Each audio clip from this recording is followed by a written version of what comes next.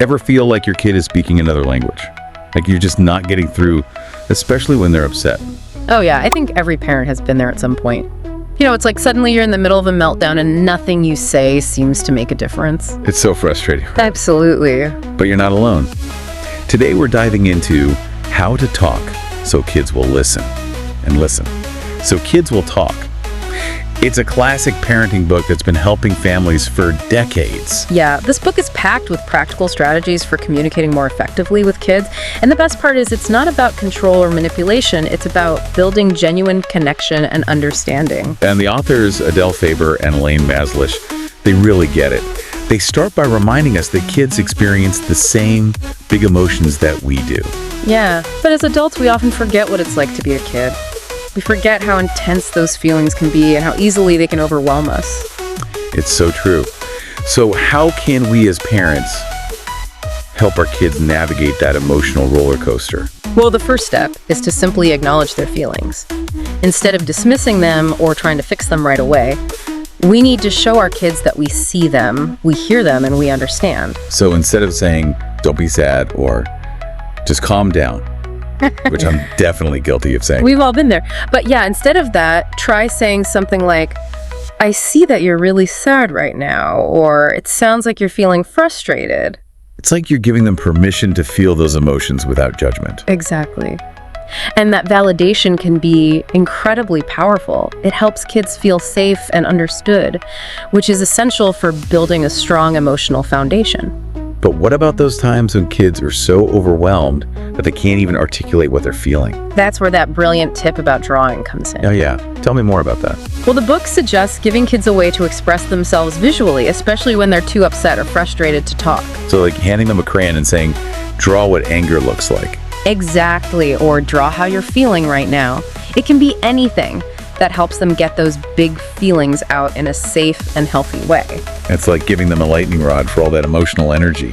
I love that. And you know, sometimes kids are just too young or too overwhelmed to put their feelings into words, so drawing can be a really powerful alternative form of communication. And speaking of communication, the book also talks about shifting from control to cooperation when it comes to discipline.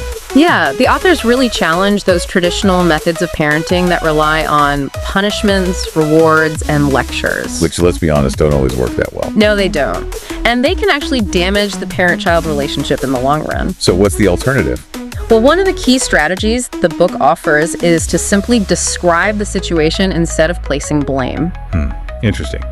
Can you give me an example of that? Sure, so let's say your child spills their milk all over the floor. Instead of saying, you spilled the milk, look at this mess, which is only going to make them feel bad, try saying something like, the milk spilled, we need a sponge. It's such a subtle shift, but I can see how it would make a huge difference. Right. It's about focusing on the problem and the solution together, rather than making it about who's to blame. So we're shifting from, I'm the parent, I'm in charge, to, we're a team, let's tackle this together. Exactly. And that collaborative approach can really foster a sense of shared responsibility and mutual respect. And sometimes all it takes is a simple note to get the message across. Oh yeah, the book talks about the power of notes as a communication tool. Really? Tell me more about that. Well, imagine this. You walk into the kitchen and see a note on the fridge that says, kitchen closed until dinner. It's clear, it's playful, and it sets a boundary without a big confrontation. I love that. It takes the emotion out of it. It's not you yelling at your kids for snacking before dinner. Yeah. It's just a neutral statement of fact. Exactly, and it gives kids a sense of agency. They know what the rules are, and they can make their own choices accordingly. So we've talked about acknowledging feelings, encouraging expression through drawing and shifting from control to cooperation. What other gems does this book have in store for us? Well, there's a whole section on collaborative problem solving, which we can dive into next time. Okay, I'm intrigued. But essentially, it's about involving kids in the process of finding solutions rather than just dictating what they should do. It's about empowering them to be part of this solution. Exactly. And that can make a world of difference in their sense of self-esteem and their willingness to cooperate. So we got all these amazing tools for connecting with our kids, acknowledging their feelings, encouraging expression, and, really embracing cooperation over control. But what happens when we hit a roadblock? There's a problem that needs solving. That's where this idea of collaborative problem solving comes in. It's like taking all those empathy muscles we've been building and putting them to work in a really practical way. Okay, I'm all about practical, so how do we actually do this? Well, the book lays out this really clear step-by-step guide, and it all starts with identifying the problem, but not just from our adult perspective. Right, because your room is a mess isn't exactly helpful. Exactly. It's about really seeing the situation from the child's point of view. So instead of that, you might say something like, "It seems like you're having trouble keeping your toys organized," or "I notice it's hard to find things in your room sometimes." So it's about framing it as a shared challenge, not a personal attack. Exactly. And once you've defined the problem together, that's when the fun begins, because the next step is brainstorming solutions. Okay, this is where I get stuck sometimes because my kids come up with these crazy ideas that I know will never work. And that's okay. The key here is to encourage them to let their imaginations run wild, no matter how silly or impractical the ideas might seem. So no shooting down ideas, even if their solution to a messy room is to hire a robot maid. Nope.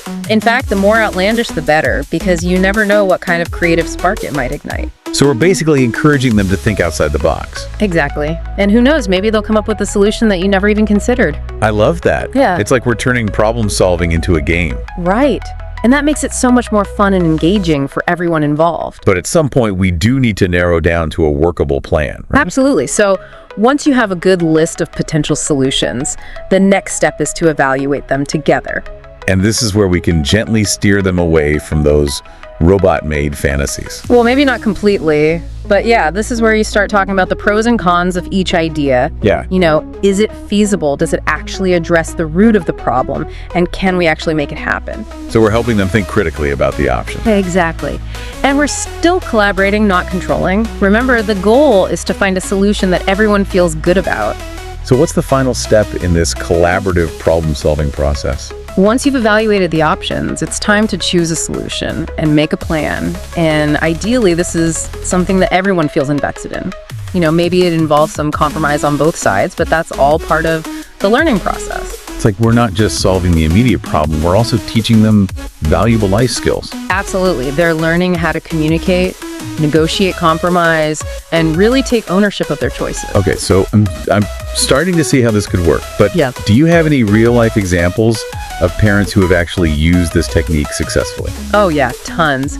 One story that really sticks with me is about this mom who is constantly battling with her son over his messy room. I feel like I know this mom. Right. Well, instead of nagging him or punishing him, she decided to try this collaborative approach. So she sat down with him, acknowledged his frustration, and together they brainstormed some solutions. What did they come up with? Well, one idea was to create a donation box for toys he no longer played with. Another was to designate specific areas for different types of toys. But the solution that really clicked for him was to make a treasure map of his room with labeled spots for where everything belonged. That's brilliant. It's like turning tidying up into a game. Exactly. And he actually started looking forward to putting things away because it was fun and he felt a sense of ownership over his space. Okay, so that's a great example for younger kids. But what about teenagers? You know, they tend to be a bit more resistant to parental guidance. That's a fair point, but even with teenagers, this approach can still be effective. It just might require a little more finesse and a willingness to meet them where they're at. So instead of, you need to clean your room, more like, hey, I've noticed your room has gotten pretty cluttered lately. Is there anything we can do to make it a more functional and comfortable space for you? So it's about framing it as a shared goal, not a demand. Exactly. And even if they initially resist, you can still hold space for open communication and let them know that you're there to support them, not to control them. It's about respecting their autonomy while still offering guidance. Right. And who knows, maybe they'll even surprise you with their willingness to collaborate. This is also encouraging. It's like, we're not just raising kids, we're raising future problem solvers, collaborators, and communicators. And that's what it's all about, right? Giving them the tools they need to navigate the world with confidence and resilience. So we've really dug deep into this book, unearthing tools for understanding our kids' emotions, fostering cooperation, and turning problem solving into a family affair. I feel like I need a nap after all that thinking. Right. But it's so worth it because these skills aren't just for parenting. You're right, we've touched on this, but I'd love for you to unpack how these principles can apply to other relationships in our lives too. Absolutely. Think about it. Good communication, empathy, and collaboration are like the foundation of any healthy relationship. So whether we're dealing with a toddler, a teenager, Or even that coworker who always seems to push our buttons, the same core principles apply. Exactly. Imagine applying that idea of acknowledging feelings to a disagreement with your partner. Instead of getting defensive, take a moment to really listen and reflect back what you're hearing. Like saying something like, I understand you're feeling hurt, and I want to hear more about why. Right. That simple act of validation can de-escalate a conflict and open the door to a more productive conversation. And when it comes to problem solving, think about how much smoother things could be if we approach challenges with that collaborative mindset. Instead of trying to force our own solutions, we invite others to brainstorm with us, evaluate options together, and come up with a plan that everyone feels good about. It's like we're shifting from my way versus your way to let's figure this out together. Exactly. And who knows, we might even come up with more creative solutions that way. It's a win-win. So it seems like the big takeaway from how to talk so kids will listen and listen so kids will talk isn't just about raising well-behaved children. No, it's so much bigger than that. It's about building stronger relationships with everyone in our life. It's about cultivating empathy, respect, and a willingness to truly listen and connect. That's it in a nutshell.